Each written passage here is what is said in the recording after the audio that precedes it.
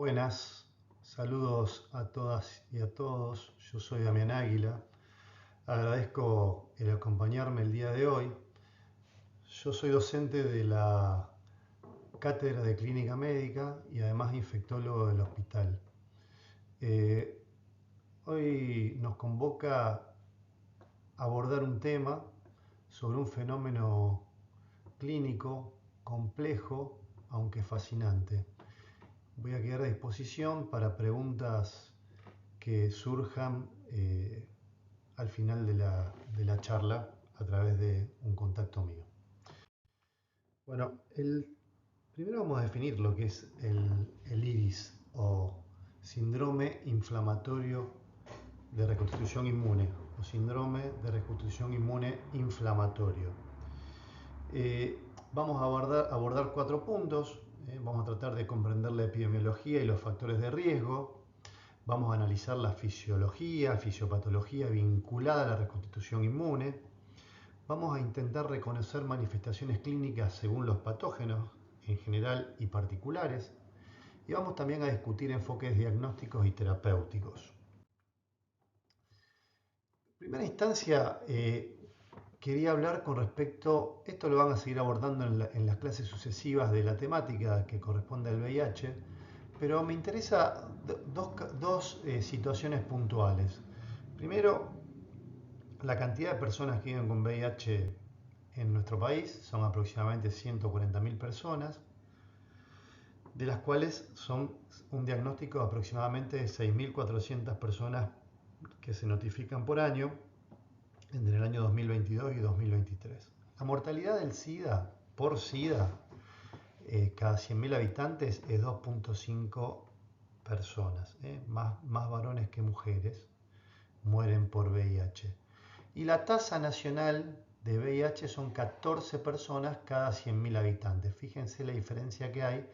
En Santa Fe estamos dentro de ese rango, 14. En Buenos Aires es menos, Entre Ríos menos, Corrientes también menos.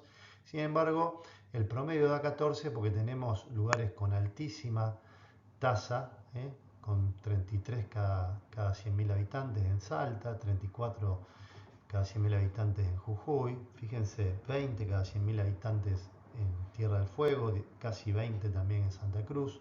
Eso da una media de 14 personas cada 100.000 habitantes.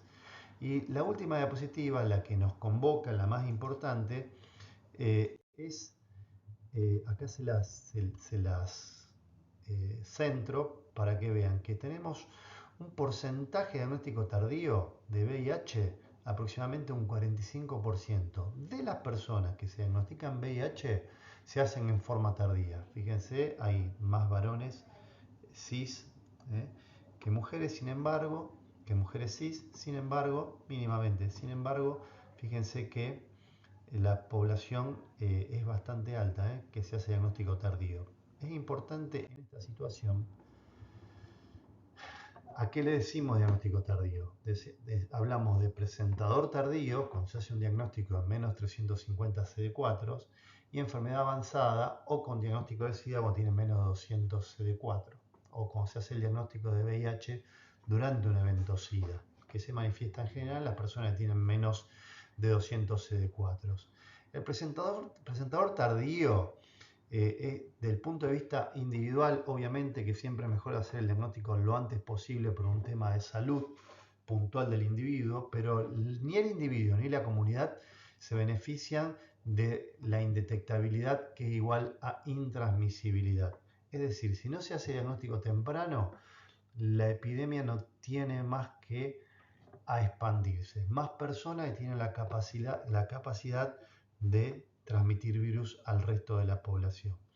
La persona que se hace diagnóstico más tardíamente, con menos 200 CD4 y con eventos SIDA, en enfermedad avanzada, tiene muchísimo mayor riesgo de muerte, muchísimo más riesgo de enfermedades asociadas con el VIH y obviamente un deterioro inmunológico mucho más severo que cuesta recuperarlo. No solo inmunológico, sino también desde el punto de vista vascular, renal, hepático. Eso lo vamos a ir desarrollando durante la temática que hablemos del VIH. Eso por un lado, diagnóstico tardío, y por otro lado les quiero mostrar las recomendaciones sobre el inicio del tratamiento antirretroviral. Yo acá les presento las 5 guías más importantes, las 4 guías más importantes, Departamento de Salud de Estados Unidos, IAS USA, la guía europea, la OMS, y les presento también las nuestras, la de la Sociedad Argentina de Infectología. ¿Cuándo hay que iniciar el tratamiento antirretroviral? Todas las guías dicen inmediatamente o tan pronto sea posible, y cuando el individuo esté en condiciones de aceptar el tratamiento, esté listo para aceptar el tratamiento. Entonces tiene que coincidir estas dos circunstancias.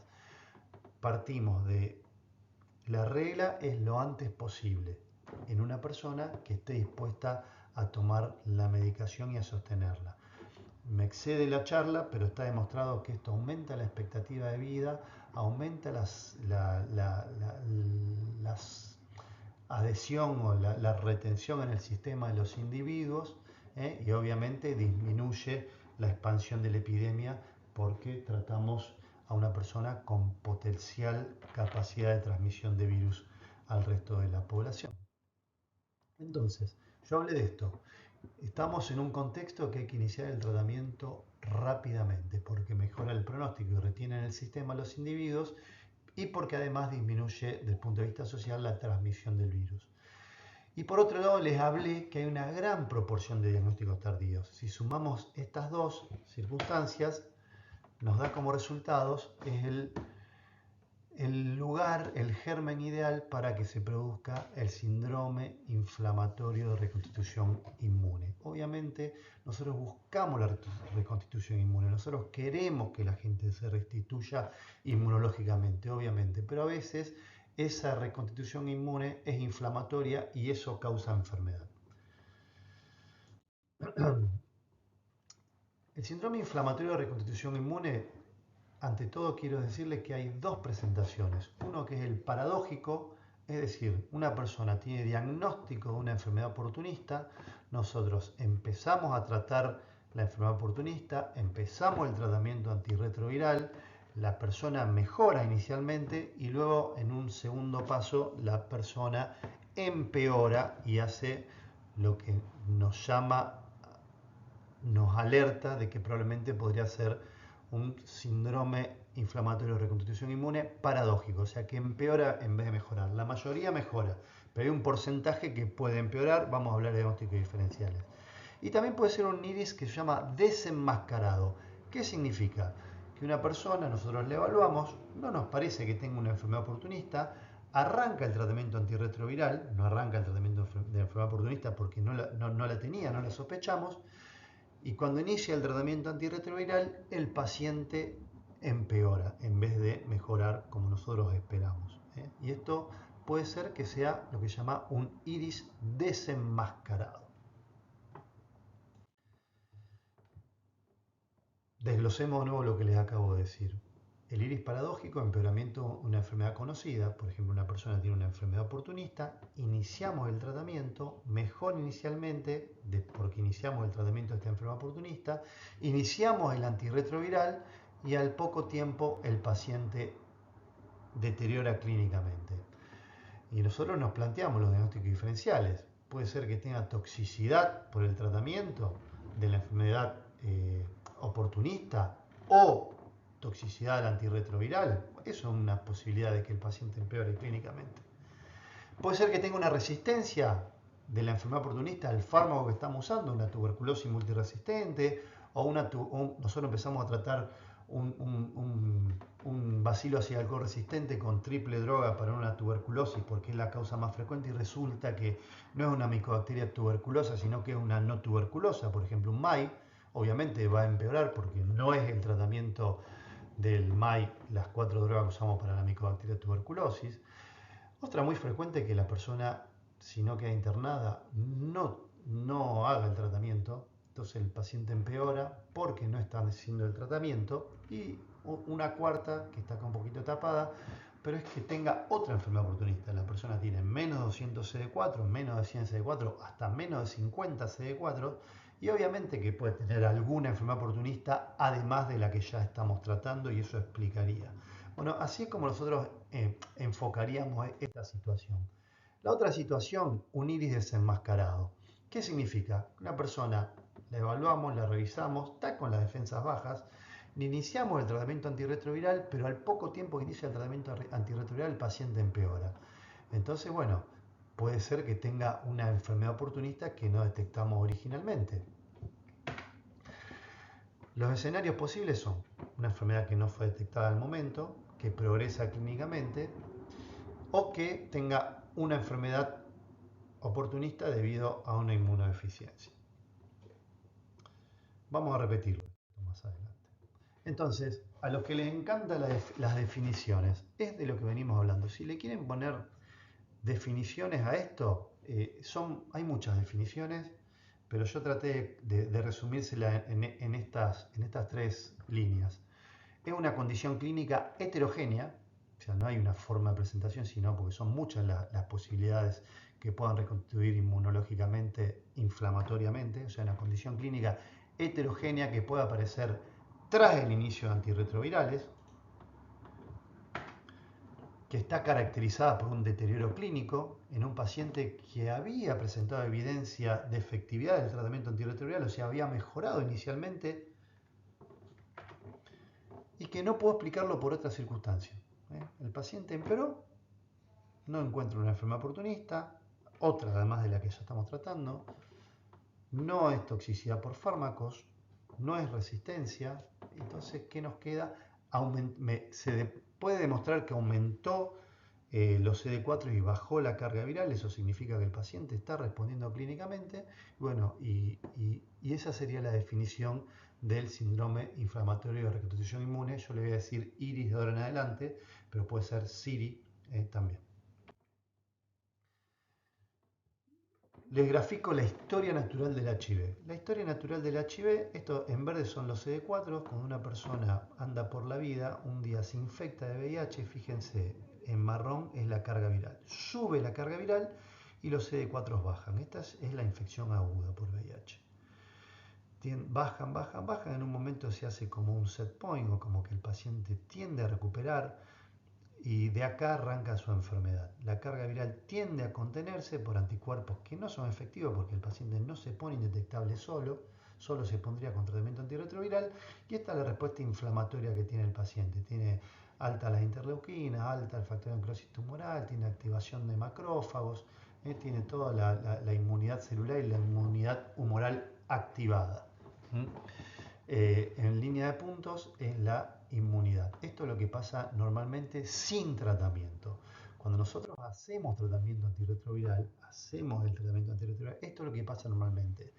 El paciente con el tratamiento antirretroviral, esa activación inmunológica desciende, esos macrófagos activados se desactivan, toda la respuesta celular como que tiende a aplacarse.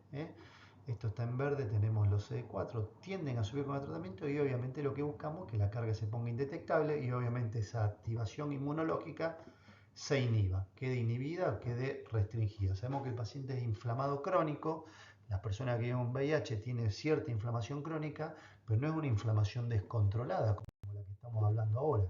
Y esto es lo que estamos hablando ahora. La persona hace su infección por HIV con sus CD4 que bajan, su carga viral que está alta tiende a estabilizarse. En un momento iniciamos el tratamiento antirretroviral, la carga viral baja, los CD4 suben, pero se produce una tormenta de citoquinas y hay un aumento de la inmunidad humoral y un aumento de la inmunidad celular en forma descontrolada. Esto es el síndrome inflamatorio de reconstitución inmune.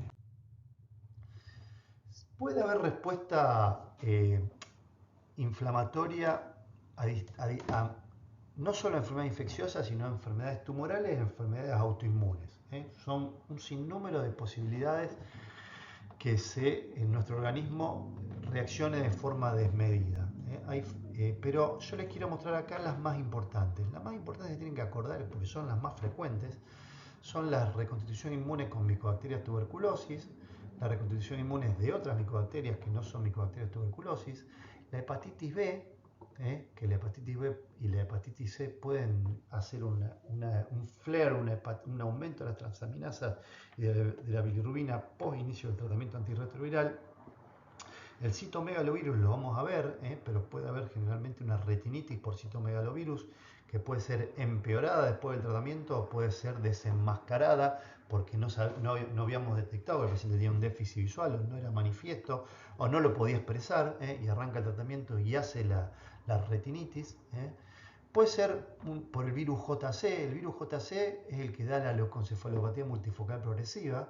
Son estos tres virus, el herpes 8, que se asocia con el sarcoma de Kaposi. Esta es una leucoencefalopatía multifocal progresiva que se incendia, es inflamatoria, con muy mal pronóstico.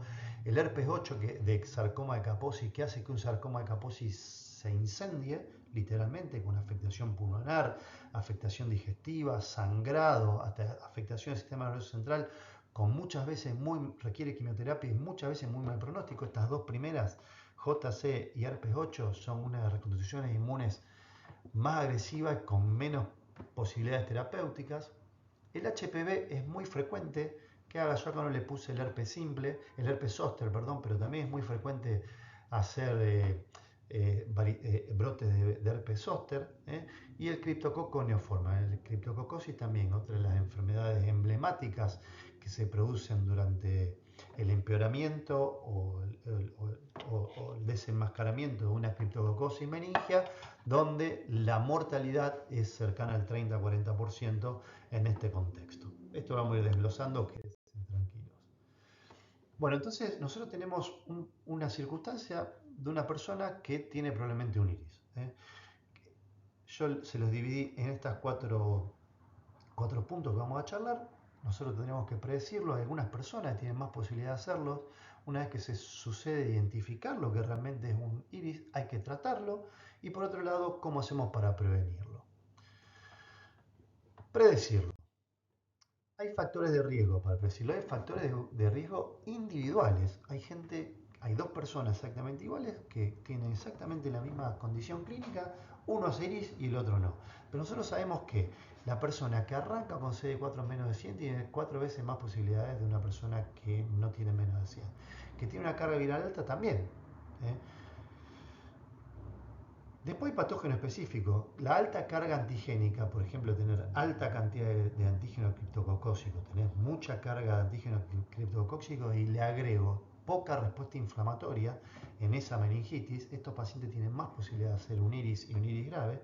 Y con respecto a la tuberculosis, que tenga una diseminación extrapulmonar, nosotros empezamos a tratar una tuberculosis pulmonar, debería mejorar por el tratamiento, sin embargo, empieza a hacer diseminaciones miliares inflamatorias en el resto del cuerpo, incluido el sistema nervioso central.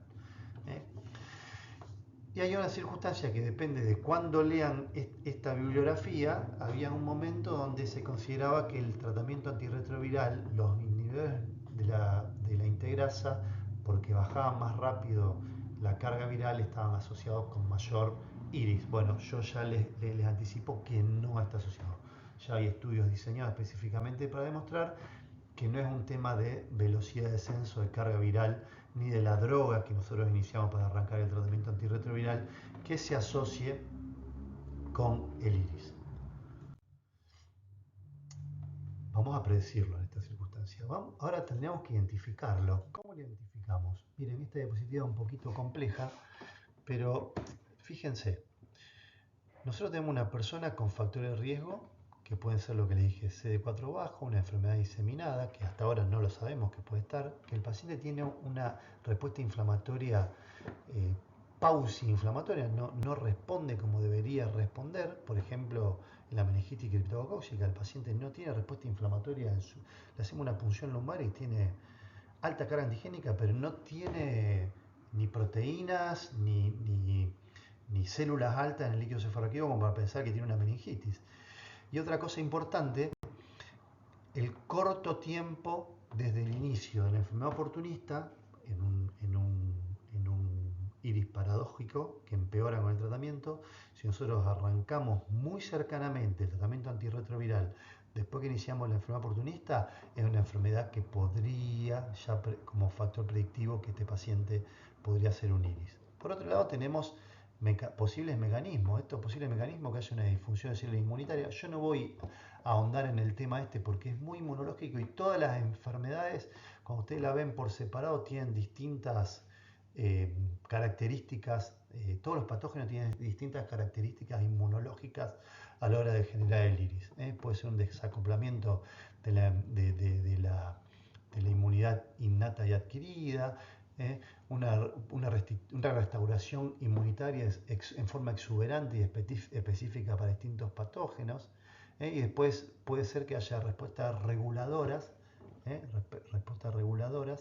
defectivas o retrasadas, o sea que no tenemos los contrarreguladores de la respuesta exuberante. Algo parecido, ¿se acuerdan lo que veíamos en el COVID? Bueno.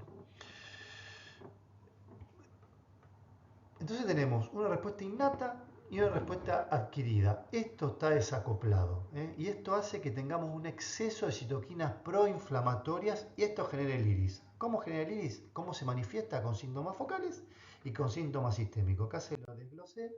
Los síntomas focales de los síntomas del iris tenemos abscesos, inflama una colección que antes no estaba, claro, porque ahora tiene para querer eliminar ese germen, tiene la capacidad de hacer granuloma, un granuloma exagerado, hacen adenitis supurada, o sea, prolifera, la respuesta inmune termina generando necrosis, en el sistema nervioso central, progresión neurológica, inclusive porque tiene inflamación adentro de las meninges, dentro de la calota. Esa inflamación hace que progrese neurológicamente la enfermedad que tenga dentro del sistema nervioso central. Puede ser que empeoren los infiltrados pulmonares, puede ser que tenga una retinitis o una uveitis en general por citomégalo, que empeora el paciente, déficit visual gravísimo, hemorragias, también una enfermedad tremendamente grave que habría que predecirla, masa endobronquial y obstrucciones, por lo que sea, un Kaposi, un tuberculoma, etcétera. Y obviamente que hay síntomas sistémicos en este contexto, en esa cascada inflamatoria que tiene, obviamente va a tener fiebre, transpiración, náusea, fatiga, y esto que tiene que ver con la expresión sintomática de esa tormenta de citoquinas que tiene el individuo.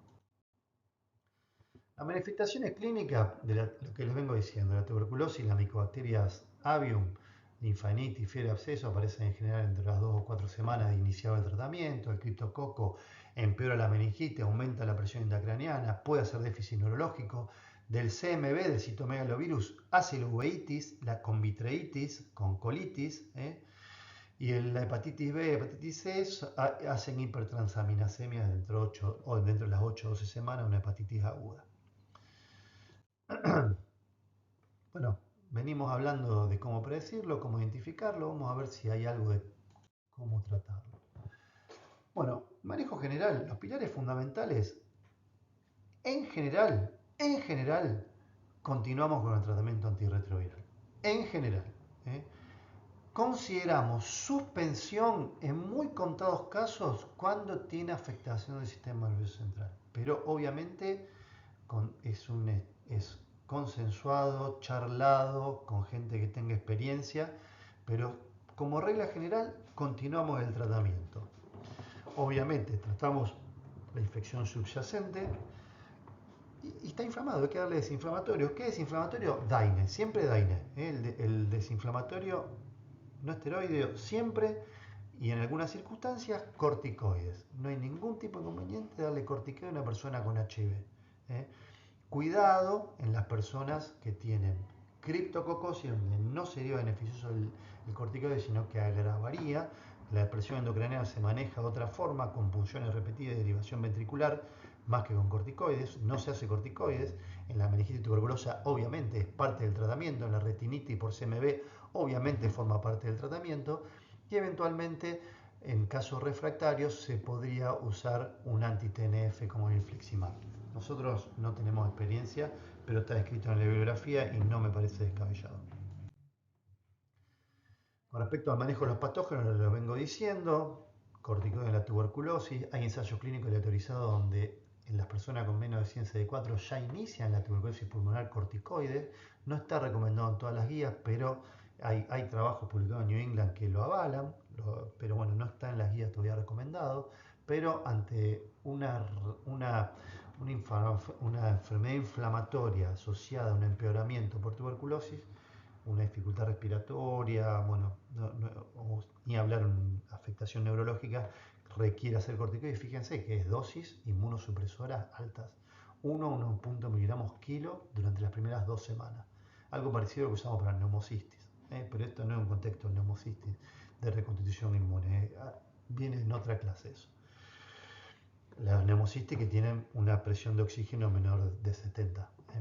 Eso ya lo verán cuando vean enfermedades oportunistas. Con respecto al criptococo, obviamente antimicóticos, control de la presión intracraneana con derivación, con drenaje continuo y derivación ventricular, el CMV, ganciclovir y corticoides, sistémicos intravítreos, el micobacterio avión intracelular, si hace absceso, adenopatías, también drenaje quirúrgico, tratamiento dirigido y también corticoides. Bueno, y avanzamos. ¿Cómo prevenirlo? Bueno, ya les dije, nosotros tenemos gran cantidad de diagnóstico tardío. Esto se produce en gente que tiene menos de 200, menos de 100 CD4 fundamentalmente. Entonces lo que tenemos que hacer es diagnosticar e iniciar tratamiento temprano en las personas que tienen VIH. Es importante tanto desde el punto de vista individual como desde el punto de vista colectivo que hagamos diagnóstico temprano de VIH. Y además no solo hay que hacer diagnósticos, sino que nosotros tenemos un gran problema de retención en el sistema de las personas que viven con VIH. El iris no solo se produce en las personas recién diagnosticadas, sino en las personas diagnosticadas hace mucho que abandonan los tratamientos. Así que tenerlo en cuenta, en las personas no está retenida en el sistema, que viene después de muchos años de abandonar el tratamiento, o sea, no es diagnosticar, sino lo que quiero decir es cualquier persona que tiene que iniciar un tratamiento y tiene CD4 bajos.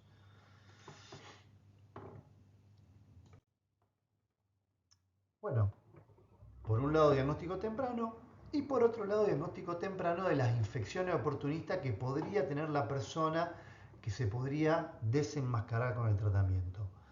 De criptococosis ya está escrito. Testeo rutinario de antígeno criptococosis con cualquier persona que tenga menos de 200 CD4.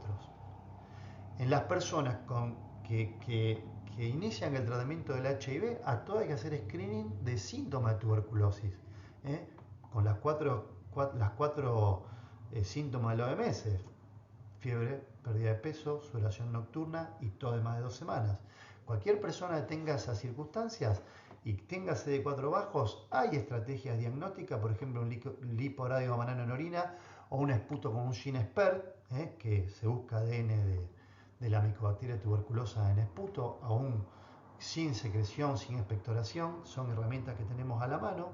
En las personas que tienen menos de 200 CD4, obviamente antígeno urinario para histoplasmosis. El histoplasma es otra enfermedad que puede develarse o puede aparecer como una enfermedad en el contexto de un iris. Y obviamente la persona que tiene menos de 100 CD4, o cualquier persona, hay que indagar específicamente con déficit visual, y si tiene específicamente menos de 100 CD4 y tenemos un oftalmólogo que tenga hábito y tenga interés, se debería hacer examen oftalmológico a todas estas personas antes de arrancar el tratamiento anti-HIV.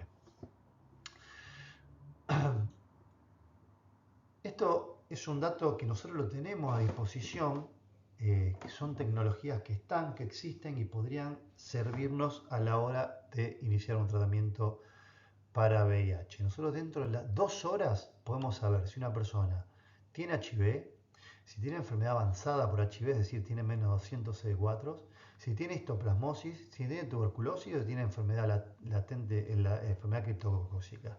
Hay test de HIV rápido y hay test de CD4 rápido. A su vez tenemos tres tecnologías que las tenemos a disposición: el antígeno urinario para histoplasmosis, eso lo tenemos en 40 minutos. Tenemos el antígeno criptocóxico en sangre en 10 minutos, se hace un test de látex para cripto, le decimos.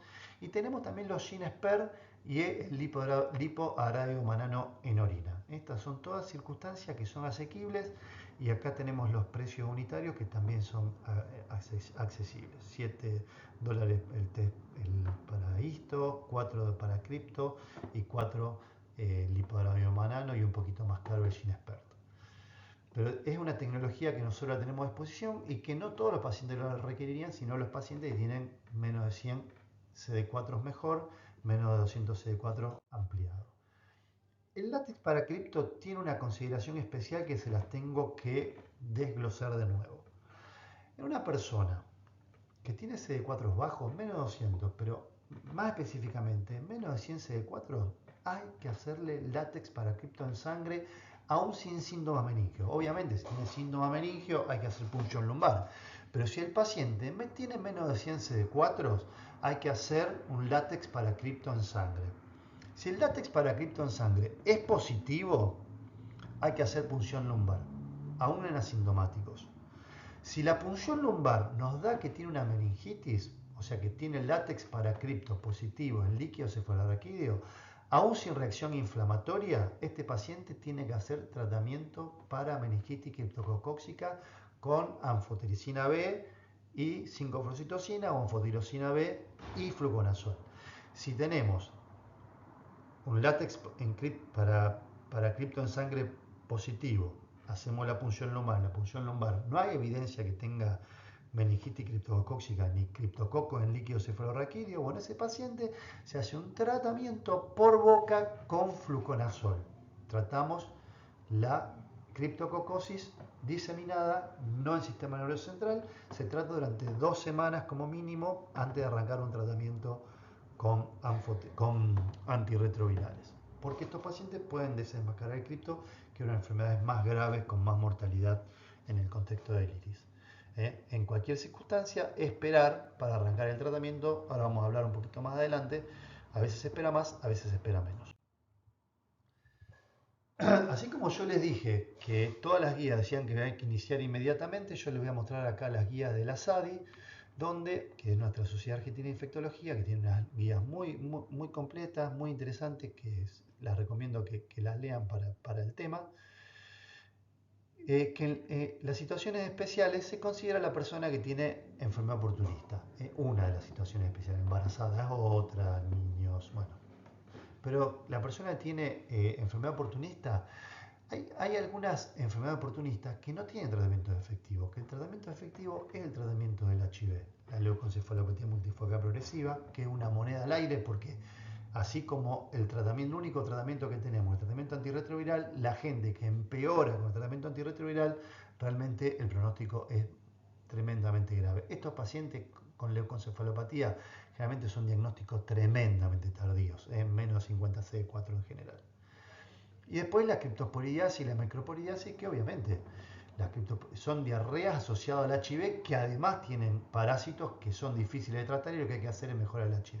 Estos pacientes tienen que arrancar en forma inmediata el tratamiento antirretroviral porque es parte del tratamiento de la enfermedad oportunista que lo llevaría a la muerte. Después hay infecciones que sí tienen tratamiento específico, por ejemplo neumocistis, toxoplasmosis, bueno, estas también se inician concomitantemente.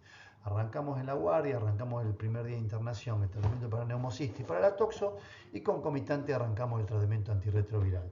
Pero hablamos de tuberculosis, tenemos tuberculosis meningia y extrameningia. La meningia es particular, ahora charlamos, la extrameningia, depende cuántos CD4 tiene. Si tiene menos de 50 CD4, hacemos 2 semanas de tratamiento para tuberculosis y arrancamos el tratamiento antirretroviral, porque el paciente está muy deteriorado inmunológicamente. Si el paciente tiene más de 50 CD4, arrancamos el tratamiento para la tuberculosis, podemos esperar 8 semanas. Esperamos 2 meses, terminamos primera fase en general y ahí se puede arrancar tranquilamente. Se puede arrancar antes, pero de acuerdo al criterio clínico, pero no muy rápido, porque acuérdense lo que les dije antes, que mientras antes arranque el tratamiento del HIV en una persona enferma oportunista, es un factor predictivo que va a ser un iris. Y obviamente que en la meningitis tuberculosa hay que esperar 8 semanas. Estos pacientes hacen corticoides, son pacientes con enfermedad muy grave, tienen una meningitis tuberculosa que muchas veces, si se llega tarde, la secuela y la muerte es alta. Y la otra que le quería mostrar específicamente el cripto que venimos hablando. Nunca iniciar tratamiento antes de 3 semanas, tratamiento antirretroviral hasta cada 3 semanas antifúngicos. Y obviamente los mayor riesgos son los que tienen menos respuesta inflamatoria en el líquido cefalorraquídeo. Los que tienen menos de 5 células, signos graves, coma, convulsiones, abscesos, criptococomas, estos pacientes hay que esperar por lo menos 5 o 6 semanas. Ese paciente viene respondiendo clínicamente bien, bueno, generalmente en la semana 3 ya arrancamos el tratamiento antirretroviral. Supongamos que no tenemos esta circunstancia que yo les dije, que no tenemos para hacer látex, no tenemos para hacer histo, no tenemos para hacer lipodramimonano ni Ginesper, no importa. Nosotros sabemos que estos son la minoría los pacientes. Entonces nosotros arrancamos. Hay algunos algoritmos que son muy interesantes, por ejemplo, lo evalúan al paciente. Le viene con un ELISA positivo, sabemos que tiene que arrancar inmediatamente. Bueno, ¿tiene síntomas neurológicos, tuberculosis activa? No.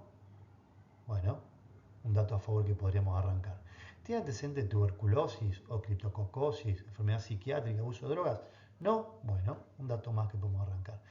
En el examen físico, ¿tiene estigma de enfermedad grave? ¿Tiene Muguet? ¿Tiene leucoplasia oral vellosa? ¿Tiene condilomas? ¿Tiene dermatitis seborreica? ¿Tiene caída del cabello, alopecia? Esos son todos síntomas de enfermedad avanzada, son estigmas clínicos de que el paciente tiene enfermedad avanzada, pérdida de peso, 20 kilos, diarrea crónica. ¿No lo tiene? Bueno, la mayoría de los pacientes no lo van a tener, bueno. Y después el paciente acepta el tratamiento, entiende lo que vamos a hacer, bueno, el 80% de los pacientes pueden arrancar un tratamiento sin mayores problemas, y seguramente no van a estar en riesgo de hacer un iris. Es eso para sacar un poco de miedo al inicio del tratamiento. Con respecto al pronóstico, bueno, 85% resuelve espontáneamente, tuberculosis hay un 30% van a requerir corticoides, hay un 7-9% que van a morir, aunque solo un 2% son atribuibles al iris, lo más probablemente que mueran es por el diagnóstico tardío más que por el iris. La mortalidad siempre se asocia con mayor inflamación, sobre todo en el sistema nervioso central y sobre todo cuando progresa la leucoencefalopatía multifocal progresiva, como les dije, o un sarcoma de Kaposi que se disemina y no responde a la quimioterapia. En la tuberculosis y en la criptococosis la mortalidad es variable y les diría que tiene que ver también en dónde está la persona. Con respecto al pronóstico, dónde está la prevalencia en ese lugar de tuberculosis, la prevalencia en ese lugar de HIV, las capacitaciones de los servicios de salud para atender a estos individuos. Todo esto redunda en la mejoría o empeoramiento del pronóstico. Le voy a mostrar algunos casos para ir terminando. Esta es una de las más frecuentes, es la reactivación del herpes zóster. Son lesiones vesiculosas, un zóster de libro, que el paciente arranca el tratamiento, le dijimos que iba a estar bien, ¡pum! Y a las 2 semanas hace un zóster. Y nos dice, doctor, yo me sentía bien hasta antes de arrancar el tratamiento. Bueno, hay que explicarle que tiene el zóster porque está mejor. Eso queda en manos de ustedes, los prescriptores. Esto no es tan bueno, es una retinitis por CMV activada tras una recuperación inmune. Hace una necrosis retiniana, hemorragias perivasculares, secuelas visuales graves seguramente. Por diagnóstico no se detectó la retinitis en su momento, inició el tratamiento, hizo la respuesta inflamatoria, hizo el déficit visual que probablemente quedó en secuela grave visual.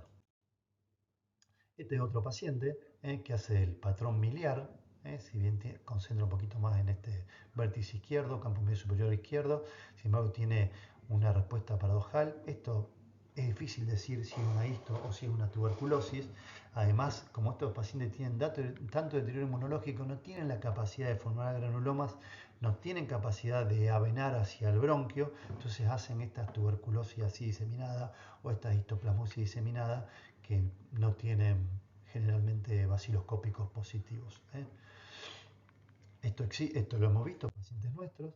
Esta otra cosa que no encontré, pero lo hemos visto, lo vemos muy frecuentemente, son pacientes que empiezan un tratamiento para tuberculosis, después arrancan el tratamiento antirretroviral y cuando está mejorando clínicamente hacen las adenitis, con la tomografía de cuello, fíjense con esta tremenda adenitis con centro reblandecido, y tiene todo el calcium drenado. Esto del tratamiento es desinflamatorios y drenaje uno por uno y obviamente no suspender ni el tratamiento de tuberculosis y tampoco el tratamiento del HIV.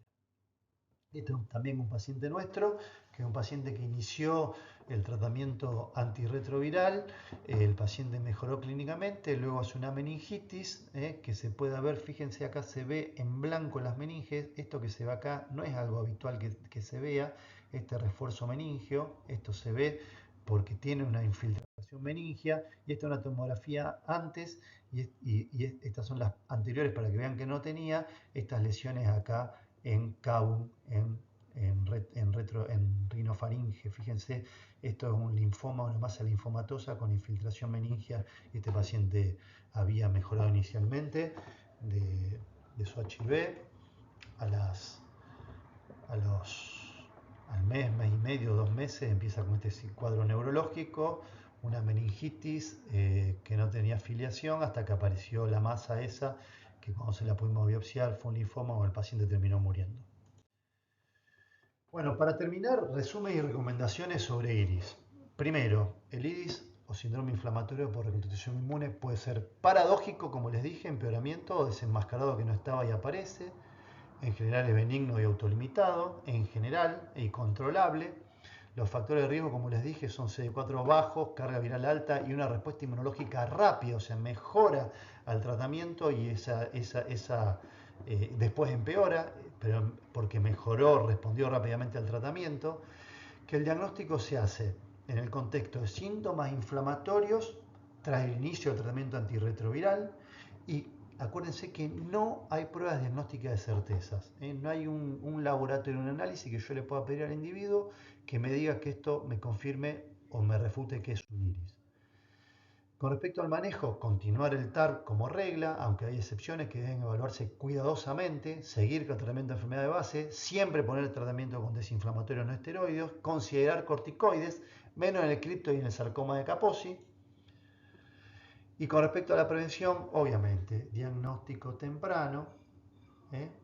Antes que tenga una inmunosupresión avanzada, antes y por todo lo que implica individual y socialmente.